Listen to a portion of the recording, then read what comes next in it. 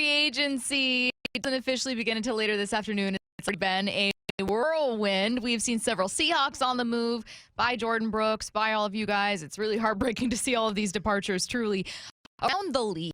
We've seen Derrick Henry sign with the Ravens. Chris Jones signed a monster deal with the Chiefs. The 49ers are set to move on from Eric Armstead, Mike Evans, and Baker Mayfield playing with the Bucs. The big moves, unsurprisingly, though, those pesky quarterbacks, they're always taking the spotlight, right, Bump? Russell Wilson went to the Steelers.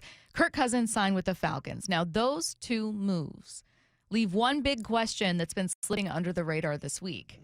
What's going to happen with Justin Fields in Chicago? That price has been driven down now with the lack of trade partners for the Bears. So Atlanta has their guy. The Steelers have a guy.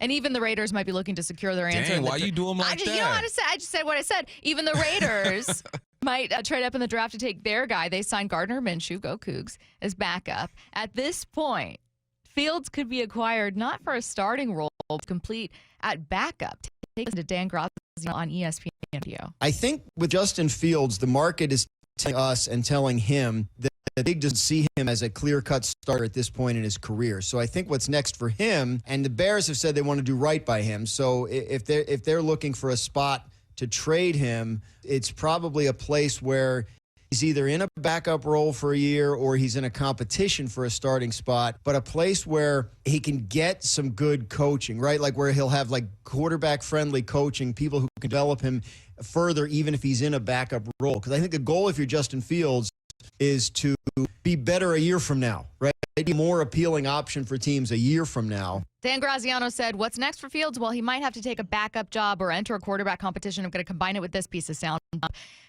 Schefter from SportsCenter yesterday. Now we're in the position where you begin to wonder, well, it may just be one of these curveball surprise teams that doesn't have a glaring opening, that just views Justin Fields as a great quarterback and says this is a value that we need to add. He's going to make $2.7 million this year. So there are teams out there that prefer to give their money to Gardner Minshew or Sam Darnold or Tyrod Taylor or whatever it may be rather than Justin Fields. And we talked about this the last couple of weeks, the market not being as robust as Justin Fields or the Bears would hope or like. So he could now be going to a surprise team for a lower round pick, even if that team already has an incumbent starter. Bump, I can think of a team right now. Are we talking about Justin Fields as a realistic option for Seattle? Yes, we should. Joey Crack, you know what that is? Fat Joe. Terror Squad. Oh, like actual Fat Joe, like the Lean rapper back. Fat Joe. Lean back Fat Joe. Yeah. Yeah, he said today's price is not yesterday's price. And in Justin Fields' situation, it's reverse, right? Fat Joe was saying, like, look, it costs more now. We're looking at Justin Fields and saying it costs a bit less. And because of all the guys that you just mentioned, Kirk Cousins going to Atlanta. I'm going to even throw Baker Mayfield in there going to Tampa Bay. Russell Wilson going to the Steelers. Minshew competing over there in Vegas. I'll throw Jacoby Brissett in the mix with New England. Jameis Winston to the Browns. Sam Darnold to the Vikings. All of these things are making Justin Fields look like he's a bit cheaper than he really is. They were hoping for a second-round pick. Yesterday we talked about that. So now we're looking at the situation and saying, you might be able to get him for a third or for a fourth. Then also I got to go all the way back and holler at Jeff Saturday. I was on Jeff Saturday's head. I said there was no way the Bears would draft Caleb and keep Justin. If they don't get what I think they want, that is a real possibility. We talk about Kirk Cousins and his timing being on point with his contracts. This is the complete opposite with Justin Fields. The timing of this whole thing is messing him up. But this might be the best case scenario for him. You go somewhere where you don't have to be the guy right now. You sit, you learn for a year or two, and you see what's up. With Drew Lock heading over to the New York Giants, I am all for the Seahawks exploring this opportunity, especially because they have 2 third-round picks. You got 2 third-round picks. You can get a first-round caliber type of quarterback if you're able or willing to deal one of those third-round picks and say, okay, let's go get it. This is a very interesting situation for Justin Fields. He's getting paid, 2.5 this year.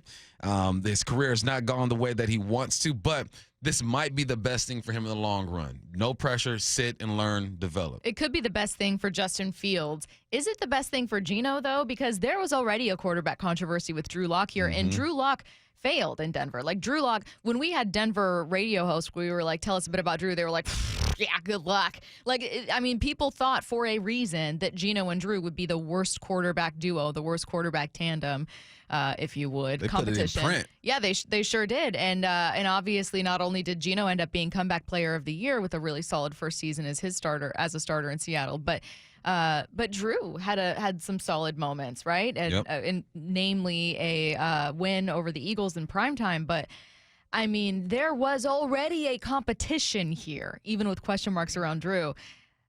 Fields is a first-round pick, a more recent first-round pick, and I think people look at Chicago and they see more flaws, and they see a team that has a lot of issues, and they see a team that tried to build quarterback first and didn't have good wide receivers and didn't have pieces around him. They tried. It just didn't work out. I do want to talk about whether or not, part of that is Fields. But first, what does it mean for Geno to have Justin Fields here? Because to me, that's kind of the obstacle in the way is you do create a bit of a mess. You do and you don't. Now, it's all perspective. I think Geno is self-aware. The best players, the best human beings are aware of who they are. Geno has to know, okay, I am, 33, 34 years old, and they're either going to draft a quarterback or bring somebody that they can kind of get ready for in the future if I don't pan out or if just my contract goes out.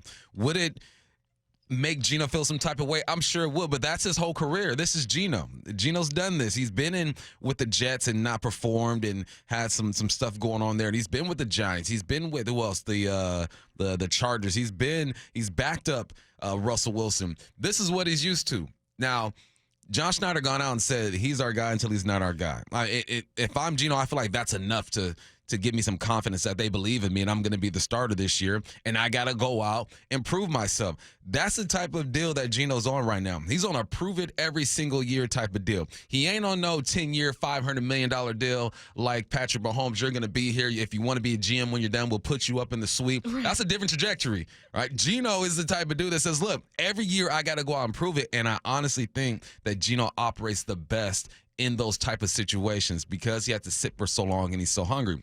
I'm all for it. You have to explore that situation with the number 16 pick unless you're moving up. We talked about this yesterday. You're probably not going to get one of these top-tier quarterbacks. There are some guys that aren't projected to be top-tier quarterbacks that I think you can also bring in and develop. If you bring in one of those young guys, for sure, Geno feels better about the situation because he's a young guy. It is what it is. But you're bringing in Justin Fields. He's looking around his shoulder a little bit and saying, I got to make sure this young fella don't take my spot.